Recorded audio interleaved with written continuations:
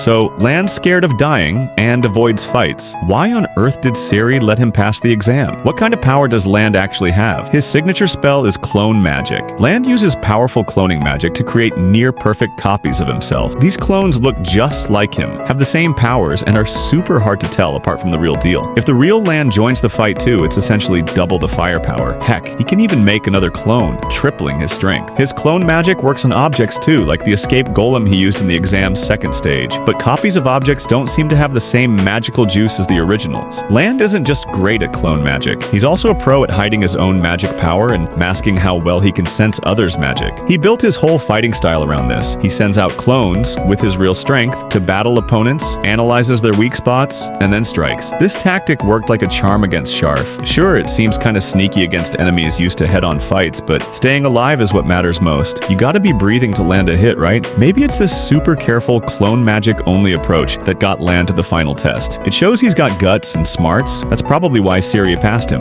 Land is super cautious and suspicious around Ubel, thinking she's dangerous to be near. He knows she wants to copy his clone magic. He actively tries to dodge her and keeps info about himself under wraps, figuring she might just kill him. Ubel keeps hanging around, bugging him, trying to get closer, which really gets on his nerves. And now, as a certified first-class mage, he's showing up in the latest manga chapters. That means he's gotta play a big role. So, what kind of impact do you think Land will have? Tell me in the comments. Why Ciri wants to take Fern as her disciple. To get this straight, we first need to understand what it really means to see magic ripples. Magic ripples happen only when someone's hiding their magic power, suppressing their own magic down to a beginner's level. Why bother? It's a technique Flam developed to better fight demons. Demons are born with a strong obsession with magic power. The more magic you have, the stronger you are. But just hiding your magic won't fool them. Demons are super sensitive to it. The ripples produced while hiding magic? Demons can easily spot those. Only through long, hard training can you minimize these ripples enough to actually trick a demon. Being able to see those hidden magic ripples? That means the person has incredible control over magic. Basically, they're born with the talent to be a mage. Take Lernan, the current top-ranked first-class mage. He's achieved amazing things. He only managed to see Friren's magic ripples after he grew up. Some people only gain that level of control over magic later in life. But Fern? She spotted Ciria's magic ripples while she's still this young. Her mastery of magic is even stronger than demons who've lived for centuries. Think of it like this. It's as if an expert spent decades researching something in their field, and now this young kid, Fern, casually replicates their findings. How could Ceria not be excited? Fern is simply the most brilliant genius among human mages. What she'll achieve in the future could even surpass Flam. That's why Ceria wants to take her as a disciple. So, how far do you think Fern can go? Drop your thoughts in the comments. Did you know the Demon King's true power? Sadly, there are no records left about his actual strength, but we can get a sense of how powerful he was through his direct subordinates, the 7 Sages of Destruction. After all, he managed to unite the entire demon race. So, about these 7 sages, each of these 7 demons possessed immense power with magical abilities far beyond human comprehension. The first one, appearing in the anime, is Aura the Guillotine. She wields the Scales of Obedience, a magic that forces opponents to obey her, but it's extremely risky. Against a 1,000-year mage like Friren, she'd easily counter it. Spoiler warning, proceed with caution. The second is Macht of the Golden Land, a demon considered the most powerful member of the Demon King's 7 Sages of Destruction. He mastered the spell to transmute all creation into gold, a curse beyond human understanding that turns everything into gold. Not even goddess magic can undo it. The third is Bosa the Immortal. His magic was barrier magic, which caused huge problems for Himmel's party, but ultimately Himmel and his group succeeded in defeating Bosa. The fourth is Grausam the Miraculous. He possessed the spell to guide to paradise. Grausam traps victims in illusions showing happy dreams they'd already given up on. He can freely alter his appearance, and it's said no one has ever seen his true face. This ability allows him to survive in any era. The names and magic of the remaining 7 Sages of Destruction remain unknown because they all fell to the strongest human hero, the hero of the South. Of course, there are also other demons whose power rivals the 7 Sages of Destruction. Find out who they are in the next video. Remember Friren's old friend Vol? Looking at him, we might just glimpse how Friren herself could age. And his story is what steeled Himmel's resolve. Vol was a village protector defending it from demons. When Himmel met him on the journey to defeat the Demon King, Himmel asked Vol why he protected the village. Vol called it an old story that didn't matter anymore, but Himmel pushed back. No one risks their life for something unimportant. Reluctantly, Vol mentioned his wife but refused details, saying those memories were his alone. He admitted it might sound silly, keeping a promise to someone long gone, but Himmel assured him his wife would have cherished his sense centuries of dedication. 80 years later, during Friren's travels to Oesurst, she meets Fall again. In a private talk, Fall asks Friren if she still remembers Himmel's face and voice. While Friren confidently says yes, Fall admits he can no longer recall his wife's face,